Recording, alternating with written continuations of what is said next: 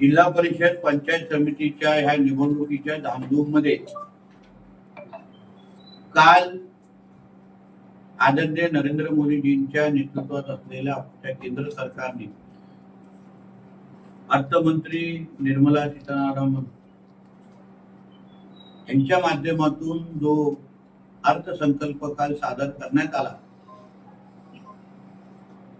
तो ह्या निवडणुकीच्या धामधुमीमध्ये कुठेही नकळत पद्धतीने बाजूला पडता कामा नये किंवा या अर्थसंकल्पाच्या माध्यमातून आपल्या कोकणासाठी आपल्या सिंधुदुर्गाच्या विकासासाठी ज्या मोठ्या प्रमाणामध्ये चालना दिलेली आहे त्याच्यावर प्रकाश टाकावा,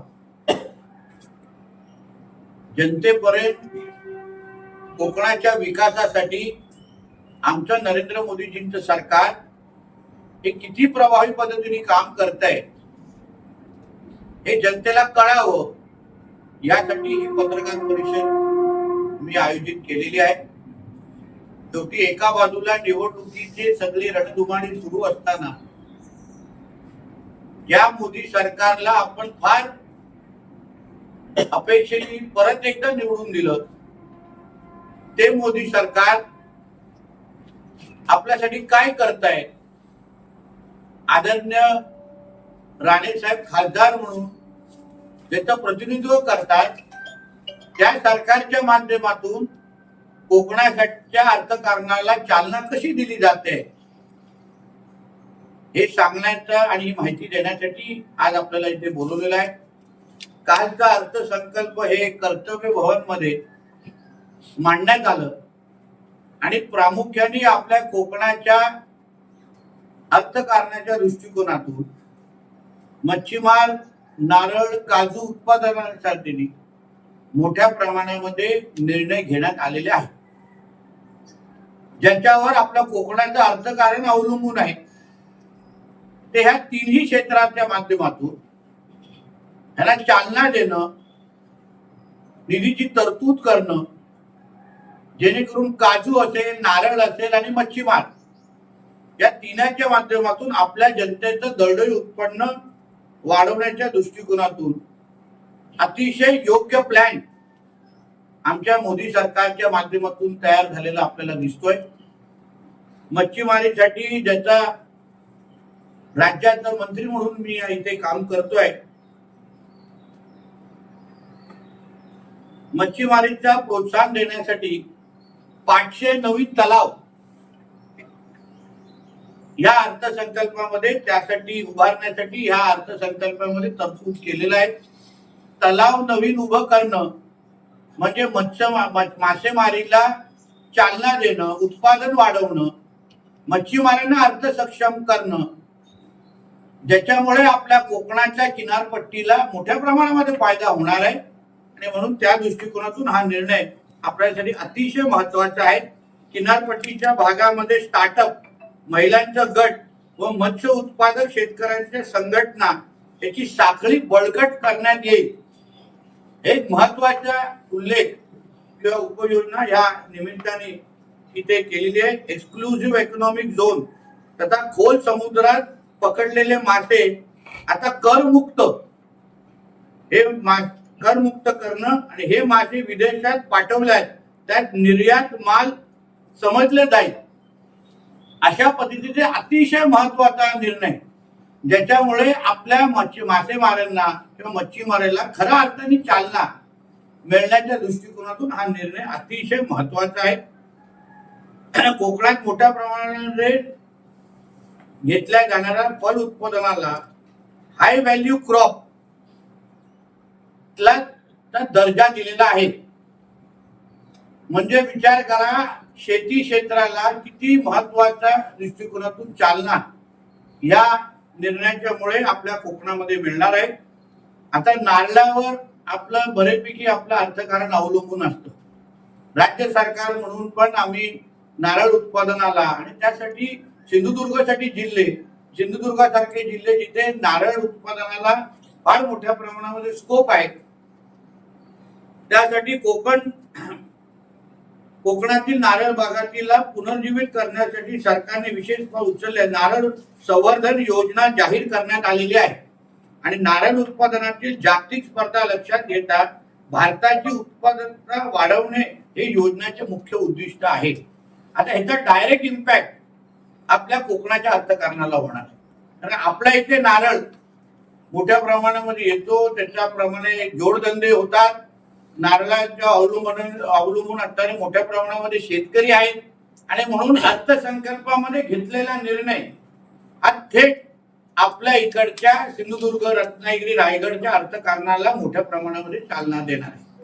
आता पुढे जात असताना ज्याचा उल्लेख मी काही महिने अगोदर जेव्हा आमच्या डिसेंबरचं अधिवेशन झालं आणि आदरणीय मुख्यमंत्र्यांनी जेव्हा बंदर विकास मंत्रालयाचा आढावा घेतला, तेव्हा कोल्हापूर वैभववाडीचा जो रेल मार्ग आहे, तुम्हाला आठवत असेल मी जिल्ह्यामध्ये येऊन त्या संदर्भात पत्रकार परिषद पण घेतलेली आणि त्या बैठकीमध्ये झालेले जे इतिवृत्त आहे, ज्यात अधिकृत पद्धतीने आमच्या सरकार दरबारी आहे आणि त्याच्यामध्ये जे आदरणीय मुख्यमंत्र्यांनी अतिशय सकारात्मक पद्धतीने ह्या प्रकल्पाला लागणारे 6,500 कोटी त्याच्यामध्ये निम्मा किंवा अर्ध खर्च आपला केंद्र सरकार करेल, उर्वरित अर्ध राज्य सरकार करेल. हा जो निर्णय आदरणीय मुख्यमंत्री साहेबांनी दिलेला त्याचीच अंमलबजावणी ह्या अर्थसंकल्पामध्ये होत असताना आपल्याला दिसते. म्हणजे नुसतं मुख्यमंत्री बैठक घेईपर्यंत थांबले नाही.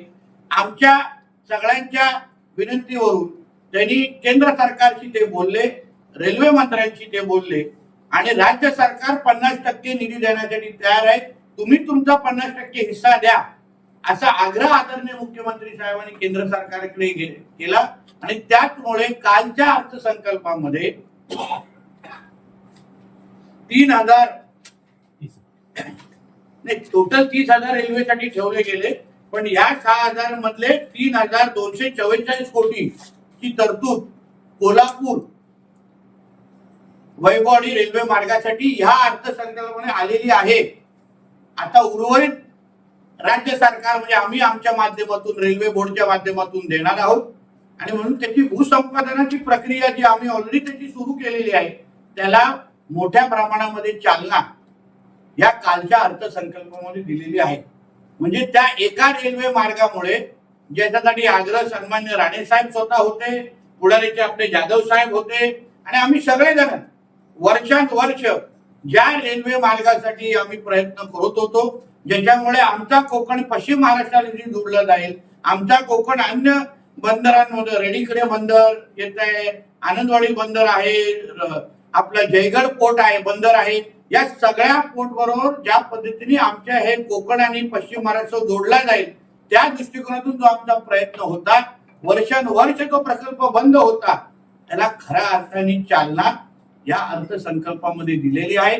यासाठी आदरणीय मुख्यमंत्री साहेबांचा मी मनापासून आभार मानेन, आदरणीय पंतप्रधान साहेबांचा मनापासून आभार मानेन. कारण का खऱ्या अर्थाने आमच्या कोकणाच्या विकासाच्या दृष्टिकोनातून अतिशय महत्वाचा निर्णय घेतलेला आहे. ह्याच्या अगोदर पण निर्णय म्हणजे आमचे सुरेश प्रभूजींनी प्रयत्न केलेले, अन्य लोकांनी प्रयत्न, पण खऱ्या अर्थाने आता नागपूरमध्ये घेतलेली ती बैठक आणि आज काल झालेल्या अर्थसंकल्पामध्ये तरतूद म्हणजे बोले तसेच चाले, हे जे काय आमच्या मुख्यमंत्री साहेबांची ओळख आहे आणि ज्यासाठी आदरणीय राणे साहेबांनी प्रामाणिक पद्धतीने पाठपुरावा केला त्याला खऱ्या अर्थाने अर्थसंकल्पामध्ये 3,244 कोटी ची तरतूद करून त्या कामाला खऱ्या अर्थाने चालना दिलेली आहे.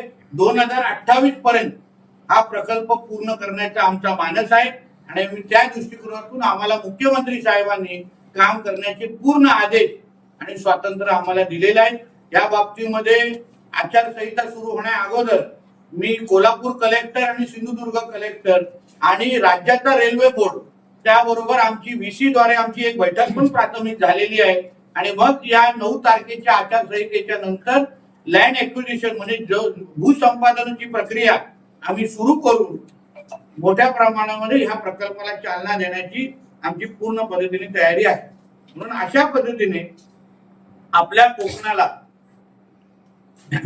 ज्या पद्धतीने चालना या अर्थसंकल्पामध्ये काल भेटलेली आहे. बंदर आणि जहाज बांधणीच्या क्षेत्रामध्ये पण त्यांनी मोठ्या प्रमाणामध्ये तरतूद करून दिलेली आहे. त्याचबरोबर सी प्लेन, ज्यामुळे आपल्या इकडे पर्यटनाला चालना मिळू शकते, त्यासाठी पण सी प्लेनला व्हीजीएफ योजना सुरू करण्यात आलेली आहे. त्याचा डायरेक्ट इम्पॅक्ट तुम्हाला कोकणातल्या किनारपट्टीच्या भागामध्ये दिसणार आहे. कारण भविष्यामध्ये जलवाहतूक असेल, पर्यटनासाठी असेल, जसं मॉलडीव्ह आणि अन्य सिंगापूर सारख्या अन्य क्षेत्रामध्ये तुम्हाला सी प्लेनचा वापर मोठ्या प्रमाणामध्ये दिसतो, तसंच याही क्षेत्रामध्ये सी प्लेनच्या स्वदेशी निर्मितीमुळे केवळ प्रवास सुलभ होणार नाही, तर दुर्गम भागातील पर्यटनालाही मोठी कलाटणी मिळणार आहे. ज्याचा अर्थ आहे कोकण म्हणजे सिंधुदुर्ग. मुंबईला उद्या सिंधुदुर्गला जोडणं, सुरतला उद्या सिंधुदुर्गला जोडणं, रायगड, रत्नागिरी, सिंधुदुर्ग या सगळ्या पर्यटन क्षेत्राला खऱ्या अर्थाने सी प्लेनच्या माध्यमातून चालना देणं, यासाठी ही योजना अत्यंत महत्वाची आहे. आणि म्हणून या अर्थसंकल्पाच्या माध्यमातून जो टॅरिफ आपल्यावर युएसनी लादलेला आणि त्यानंतर आपल्या भारताला आत्मनिर्भर बनवण्याचा जो संकल्प आमच्या नरेंद्र मोदी साहेबांनी केलेला, त्याला मोठ्या प्रमाणामध्ये बूस्टर शॉट ज्याला म्हणतो, बूस्टर डोस ज्याला आपण बोलू, तो ह्या अर्थसंकल्पाच्या निमित्ताने शब्दापलीकडे कृतीतून जाऊन आमच्या नरेंद्र मोदीजींनी करून दाखवलेला आहे. आणि ह्यामुळे ह्या अर्थसंकल्पामध्ये आपल्या कोकणाला भरभरून देण्याचं काम आमच्या नरेंद्र मोदीजींच्या सरकारने नक्की दिलेलं आहे. म्हणून आम्ही ज्या लोकसभेमध्ये आग्रह धरत होतो की आपल्याला एक ताकदीचा प्रतिनिधी निवडून द्यायचा आहे, आज बघा एका माजी मुख्यमंत्री म्हणून, माजी केंद्रीय मंत्री म्हणून जेव्हा आपण राणे साहेबांना तिथे निवडून दिलेलं आहे, त्याचा किती मोठा फायदा आपल्याला ह्या निमित्ताने भेटतो.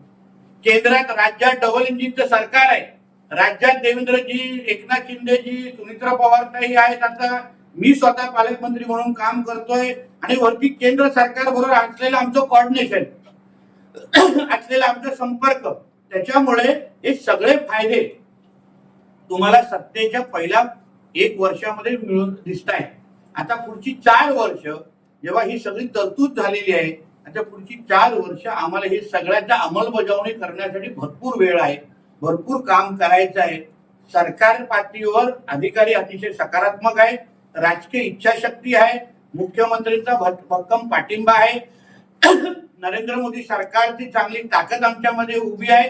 म्हणून मला विश्वास आहे येणाऱ्या 4 वर्षामध्ये कोकणाचा कायापलट, कोकणाचा दरडोई उत्पन्न वाढवण्याच्या दृष्टिकोनातून मोदी सरकारने दिलेला पाठिंबा, मोदी सरकारने दिलेली ताकद आमच्या इकडचं अर्थकारण वाढवण्याच्या दृष्टिकोनातून अत्यंत आम्हाला महत्वपूर्ण आणि ताकदीचा ठरेल, हा ठाम विश्वास ह्या निमित्ताने मी व्यक्त करतो. धन्यवाद.